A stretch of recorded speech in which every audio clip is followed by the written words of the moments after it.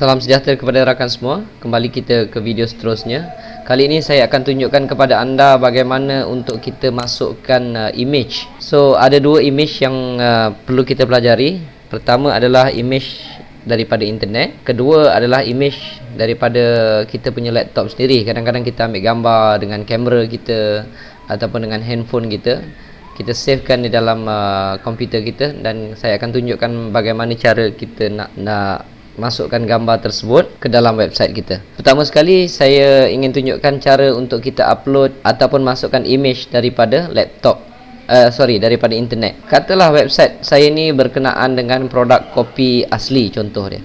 Saya nak masukkan gambar kopi. Saya nak masukkan gambar kopi tu di sini, contohnya.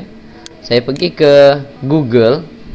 Saya buka, katalah saya pakai Mozilla Firefox. Saya pergi ke Google. Saya klik di image dan saya typekan perkataan copy di sini, search image. Contohnya saya nak ambil gambar ini, katakan saya klik di sebelah kanan, open link in a new tab. Saya pergi ke tab baru yang saya buka tadi. Lihat, ini ada gambar copy. Saya klik dekat full size image. Apa yang saya nak ambil adalah URL gambar tersebut. Jadi saya jumpa satu URL di sini. Saya copy semua sekali, klik sebelah kanan, copy, pergi ke website saya. Saya klik insert image. Tapi sebelum tu pastikan di mana cursor terletak ya. Yang linking ni, yang klip ni adalah cursor, kedudukan cursor tu. Insert image, masukkan URL tadi, klik sebelah kanan, paste. Don't use alternate text. Di sini saya boleh nampak dimension tersebut. Dia dalam 448. Ini dalam bentuk pixel. Website saya berukuran 1000 lebih, 1200. Jadi kalau 400 lebih tu okey. Tapi kalau dia besar sangat, saya galakkan anda terus pergi ke dimension, custom size, biarkan constraint ni ada tick dan ubah kepada 300 dan klik OK. Lihat, website saya ni sekarang dah ada gambar dan saya perlu klik save. Kalau di sini merah, maksudnya website yang saya baru edit ini belum disavekan lagi. Saya klik save. Nama file dia masih index, okey. Dan jika saya ingin lihat di dalam internet, saya perlu pergi ke FileZilla. Saya pergi ke website saya tadi ni.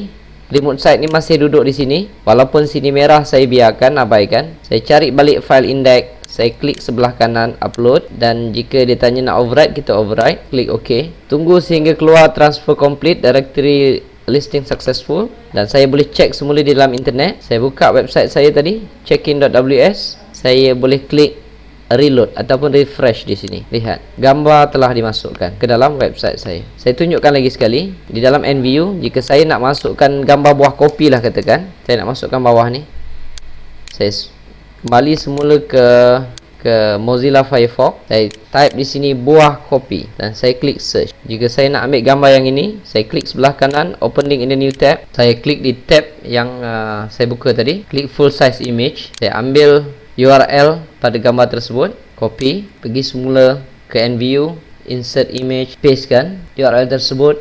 Don't use alternate text. Jika anda lihat size-nya adalah 400, anda rasa sesuai, anda boleh terus klik OK. Kalau tidak, anda boleh ubahnya di dimension, klik OK. Lihat, kalau anda ingin adjust balik semula gambar, anda masih boleh adjust di sini.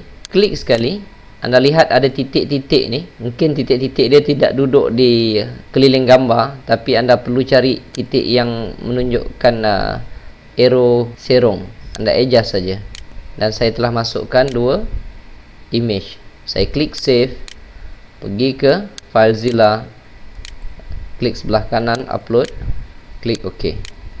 Transfer complete. Saya kembali semula ke website saya di internet. Saya klik refresh. Lihat, terdapat dua gambar di dalam website ini. Dan kita jumpa selepas ini teknik memasukkan gambar daripada komputer kita. Terima kasih.